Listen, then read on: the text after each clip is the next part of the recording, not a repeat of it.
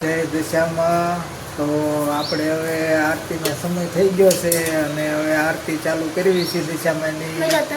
તો જો આપણે અખંડ દીવો છે અને આપણે દિશામાંની આરતી હવે તૈયાર કરી રહી છીએ। આ જો આરતી તૈયાર કરે છે હવે, અને આ પ્રસાદી આપણે બનાવી નાખી છે પ્રસાદી। તો આ ટોપરાની એની પ્રસાદી બનાવી નાખી છે, ટોપરું અને ડૂટી ફૂટી। તો જો હવે આ દીવડાની તેલ પૂરે છે દીવડામાં। તો હવે આપણે આરતી ચાલુ થાય છે, તો આપણે હવે આરતી ગાવા માટે બેસી ગયા છે। તો જો હવે આપણે આરતી હળવે ચાલુ કરવી છે। તો તમે પણ દિશામાં બધા બેહાડ્યા જશે, તમે કોણ દિશામાં બેહાડ્યા છે કરીએ કમેન્ટ કરજો। તો જો આપણે ભાઈ આ રીતના દિશામાં બેહાડ્યા છે, અને હવે જો આરતીનો ફૂલ સમય છે એટલે હવે આ જો અગરબત્તી કરી નાખી અને હવે આરતી ચાલુ કરે જ છે। તો આ જો હવે અગરબત્તી ચાલુ છે, અગરબત્તી કરે છે, અને હવે આરતી કરવાનો ફૂલ ટાઈમ થઈ ગયો છે। તો આ દીવા હવે આરતીના ત્રણ દીવા કરી નાખ્યા છે।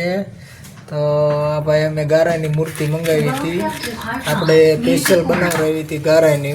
ઓલી મૂર્તિ આપણે નથી લાવતા, એ મૂર્તિ પછી ગમે ના પડ્યો રહે તો એ હેને ઓગળે નહીં પાણીમાં, આપણે ઓલું કરવી ને તો, અને આ જે છે ને મૂર્તિ એ પાણીમાં ઓગળી જાય, એટલે આવી ગારાની મૂર્તિ જો આપણે બનાવડાવી હતી। તો આ ભાઈ દશામાના વ્રતમાં પછી મૂર્તિ ઓલી આપણે લાવી, તો એ પછી જાન ત્યાં રજળે અને પાણીમાં આપણે ઓલું કર્યું હોય તો પાણીમાં ઓગળે નહીં, એટલે આપણે આવી મૂર્તિ બનાવી હતી। અને હવે જો આરતી ચાલુ થઈ રહી છે, તો હવે આરતીનો ફૂલ સમય છે અને આરતી હવે આપણે અહીંયા ચાલુ થાય છે। તો આરતીમાં બધાએ જોડાયેલા રહેજો અને કમેન્ટમાં જય દશામાં લખી નાખજો। તો આપણે ચલો આરતી હવે ચાલુ કરી નાખવી। તો ભાઈ જો આપણે હવે આરતી ચાલુ થઈ ગઈ છે।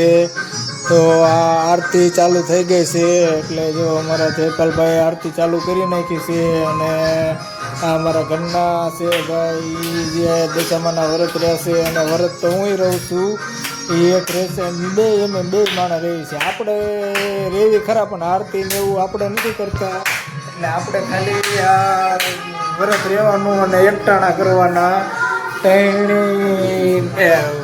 રોજ એકટાણું કરવાનું અને એક ટાઈમ ખાવાનું। આપણે એ રીતના આપણે વ્રત રહેવી છીએ। આજે આપણે ત્રીજું વર્ષ છે એટલે આપણે એકટાણા કરવી છીએ, અને હવે આરતી ચાલુ થઈ ગઈ છે। તો આપણે હવે આરતીમાં બેસી જઈ અને આરતી પૂરી કરી નાખી। તો જો આરતી આપણે ચાલુ થઈ ગઈ છે, ચલો હવે આરતી કરી લેવી। તો આપણે હવે આરતી પૂરી થઈ ગઈ છે।